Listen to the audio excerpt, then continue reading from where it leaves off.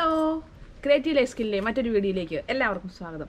അപ്പോൾ ഇന്ന് നമ്മൾ വന്നിട്ടുള്ളത് ഗ്ലൗ ഒക്കെ ഇട്ട് കണ്ടപ്പോൾ നിങ്ങളോട് തന്നെ ഞാൻ എങ്ങോട്ട് പോകുന്നല്ലേ പേടിക്കണ്ട. ഇന്ന് നമ്മൾ ഇഞ്ചി അതുപോലെ തന്നെ ചേന ഒക്കെ നടുന്നതിന് മുമ്പ് നമ്മൾ എന്നാ ചെയ്യണം എന്നൊരു ചെറിയൊരു വീഡിയോ ആണ് ഇന്ന് നമ്മൾ ചെയ്യാൻ പോകുന്നത്.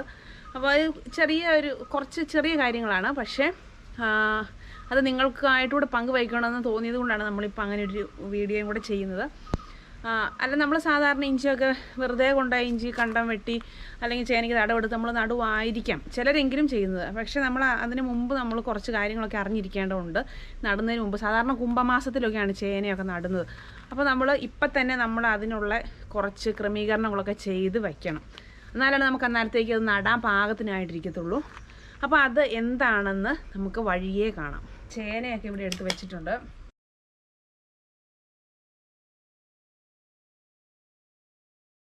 ചാണകം കലക്കി വെച്ചിട്ടുണ്ട്. ചാണകം നമ്മൾ സാധാ പച്ച ചാണകം എടുത്ത് നമ്മളൊന്ന് വെള്ളത്തിൽ കലക്കണം. അധികം കുറുകാതെ നല്ല വെള്ളത്തിൽ നീട്ടി നമ്മൾ കലക്കിയെടുക്കണം.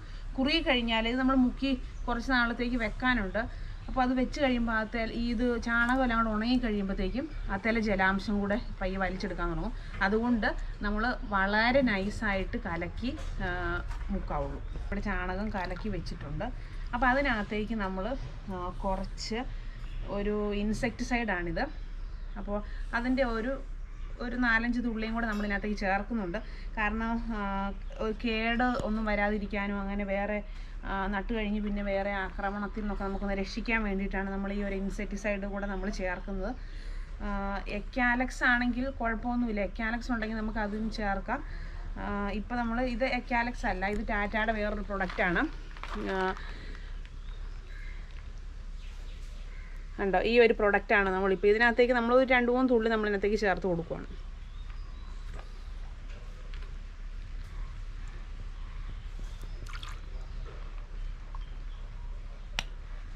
അപ്പോൾ ഇത് വിഷമാണ്. അപ്പോൾ ഇതിനൊരു സ്മെല്ലൊക്കെ ഉണ്ട്.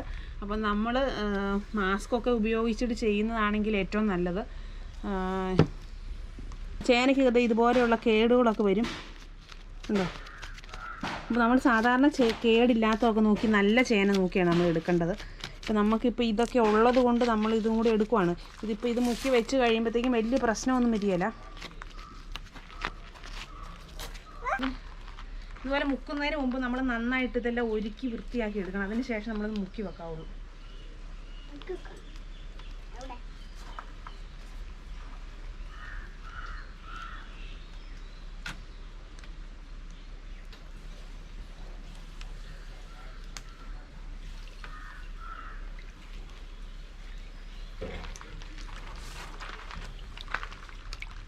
ഒരു സാമാന്യം വലിയൊരു പാത്രം എടുക്കുകയാണെങ്കിൽ നമുക്ക് ഈ ചേന ഒന്ന് മുക്കി പൊക്കിയും എടുത്താൽ മതി.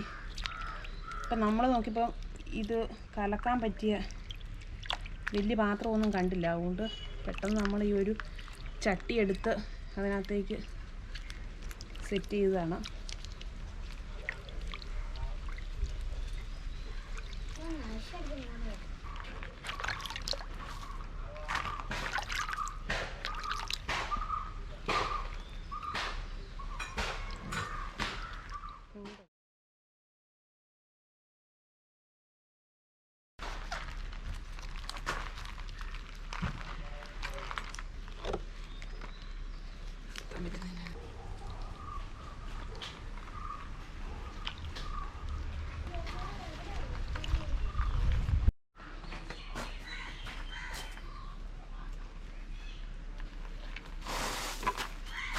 അപ്പോൾ നമ്മുടെ ചേന നമ്മളിവിടെ 2 എണ്ണം മുക്കി മാറ്റി വെച്ചിട്ടുണ്ട്. ഇനിയിപ്പോൾ അതിൻ്റെ ജസ്റ്റ് അവത്തേരെ വെള്ളമൊക്കെ ഒന്ന് വലിയണം. അതിന് ശേഷം നമ്മളിത് കൊണ്ടുപോയി നല്ല തണലത്ത് എവിടെയെങ്കിലും നമ്മൾ കമഴ്ത്തി വെക്കണം. കമഴ്ത്തി വെച്ചിട്ട് അതിന് മണ്ടയിൽ എന്തെങ്കിലും ഇലയോ അല്ലെങ്കിൽ എന്തെങ്കിലും വാഴയുടെ കച്ചിയോ എന്തെങ്കിലുമൊക്കെ ഇട്ട് ഒന്ന് നമ്മൾ മൂടി വെക്കുവാണെങ്കിൽ നല്ലതാണ്. കാരണം ചൂടടിക്കാതെ ഈർപ്പമൊക്കെ അവിടെ നിന്ന് എല്ലാം നിർത്തിക്കൊണ്ട് അത് അവിടെ എങ്ങനെ ഇരുന്നോളും. അതിന് ശേഷം അതിന് മുളയൊക്കെ വരുമ്പോൾ നമുക്കത് മുറിച്ച് നടാം. ഇത് നമ്മൾ കുറച്ച് ഇഞ്ചിയും കൂടെ നടാനായിട്ട് മാറ്റി വെച്ചിട്ടുണ്ടായിരുന്നു. അതും കൂടെ നമുക്ക് ഇതിനകത്തേക്കൊന്ന് മുക്കിയെടുക്കാം.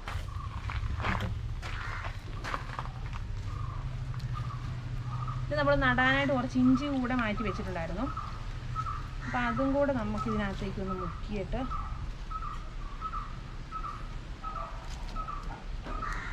ജസ്റ്റ് ഇതിനകത്ത് ഒരു മിനിറ്റ് മുക്കി വെക്കുവാണെങ്കിൽ നല്ലതാണ്. മുക്കി അന്നേരം എടുക്കാതെ 1 മിനിറ്റ് മുക്കി ഇതിനകത്തുനിന്ന് വെച്ചിട്ട് നമുക്ക് എടുത്ത് മാറ്റി വിടാം.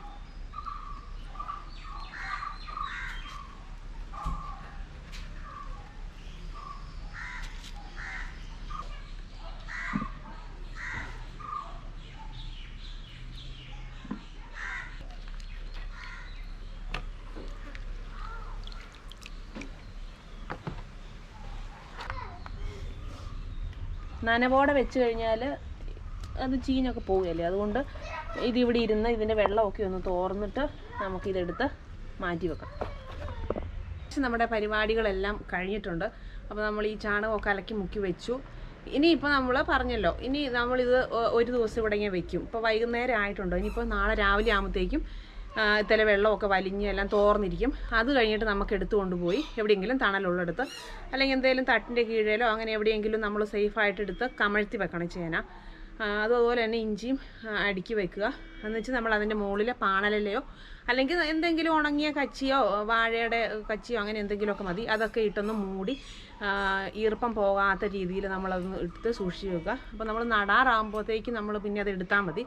അപ്പോൾ അത് എടുത്തു കഴിയുമ്പോൾ നമുക്ക് കാണാൻ പറ്റും നിറച്ച് മുള പൊട്ടിയിരിക്കുന്നത് കാണാം ചേനയ്ക്കകത്ത്. ഇപ്പോൾ നമ്മൾ ഒരു മുള ഒക്കെ അല്ലേ കണ്ടുള്ളൂ, സെൻറ്ററിൽ ഒരു മുളയേ ഉള്ളൂ. പക്ഷേ ഇതിനകത്ത് ഇനിയിപ്പോൾ നിറയെ മുള വരും. അപ്പോൾ നമ്മൾ ഏകദേശം വലിയ ചേനയായതുകൊണ്ട് ഒരു 4 പീസൊക്കെ ആയിട്ട് നമ്മൾ മുറിച്ചാണ് നടുന്നത്. അപ്പം അതിൻ്റെ മുളയൊക്കെ നോക്കി നമ്മൾ മുറിച്ച് കടും. അപ്പോൾ ഒരു പീസായാലും ഒരു മുളയുടെ ആവശ്യമുള്ളൂ. ബാക്കി മുള നമ്മൾ അടത്തിക്കളയും. ഏറ്റവും നല്ല മുള നിർത്തിയിട്ട് ബാക്കി നമ്മൾ അടത്തിക്കളയും. അതിന് ശേഷമാണ് നമ്മൾ ചേന തടമൊക്കെ എടുത്ത് നടുന്നത്. അതുപോലെ ഇഞ്ചി ആണെങ്കിലും നമ്മൾ ഈ ഒരു വലിയ വലിപ്പത്തിലല്ലല്ലോ നമ്മൾ നടുന്നത്.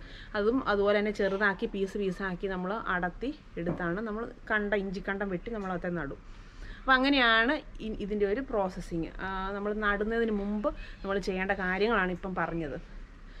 അപ്പം നമ്മുടെ വീഡിയോ ഇത്രയൊക്കെ ഉള്ളൂ. ഒരു ചെറിയ വീഡിയോ ആയിരുന്നു. അപ്പോൾ ഈ ഒരു ഇൻഫർമേഷൻ നിങ്ങൾക്കോടും കൂടെ ഷെയർ ചെയ്യണമെന്ന് കരുതിക്കൊണ്ടാണ് നമ്മളെന്തായാലും ചെയ്യാൻ പോവുകയാണ്. അപ്പോൾ അതുകൊണ്ടാണ് നമ്മളിപ്പോൾ ഇതൊരു വീഡിയോ ചെയ്യുന്നത്. അപ്പോൾ നിങ്ങൾക്ക് വീഡിയോ ഇഷ്ടപ്പെട്ടെന്ന് വിചാരിക്കുക, ലൈക്ക് ചെയ്യുക, ഷെയർ ചെയ്യുക, അത് കമൻറ്റ് ചെയ്യുക. അതുപോലെ നമ്മുടെ ചാനൽ ആദ്യമായിട്ട് കാണുന്ന ആരെങ്കിലും ഉണ്ടെങ്കിൽ സബ്സ്ക്രൈബ് ചെയ്യുക. വീണ്ടും നമുക്ക് അടുത്തൊരു വീഡിയോയിൽ കാണും വരെ ബൈ. പിന്നെ നമ്മൾ ശ്രദ്ധിക്കേണ്ടത് നമ്മുടെ കൈയൊക്കെ ഇനി നല്ല വൃത്തിയായിട്ട് നമ്മൾ കഴുകണം. നല്ല സോപ്പൊക്കെ ഇട്ട് നന്നായിട്ട് കഴുകണം കേട്ടോ. കാരണം ചാണകവും വിഷവും എല്ലാം കൂടെ മുക്കിയതാണ്. അപ്പോൾ നമ്മുടെ കൈയൊക്കെ നന്നായിട്ട് കഴുകുക എന്നുള്ളത് ഏറ്റവും പ്രധാനപ്പെട്ട കാര്യമാണ്. അത് നമ്മൾ ശ്രദ്ധിക്കണം. ഓക്കെ.